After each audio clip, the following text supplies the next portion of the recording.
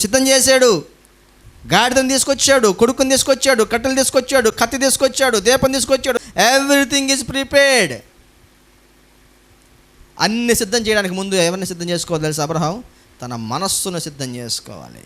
తన మనస్సు కూడా ఇష్టపడాలి. అది మనస్ఫూర్తిగా చేసిన పని, బలవంతంగా చేసింది కాదు, మనఃపూర్వకంగా ఇచ్చినటువంటి బలి.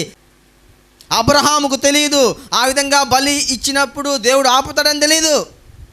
ఆ బలి అయిపోయిన తర్వాత ఆయనకు దేవుడు ఒక స్టెప్ పైకెత్తేస్తున్నాడు. ఏంటది? విశ్వాసులకు తండ్రి అయిపోతున్నామని తెలీదు.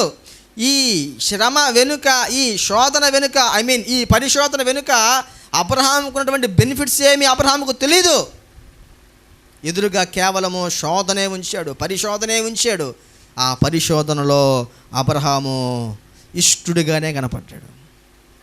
చెప్పింది చెప్పినట్లుగా అబ్రహాము చేశాడు. ఏం చెప్పినా చేయటానికి నువ్వు రెడీయా?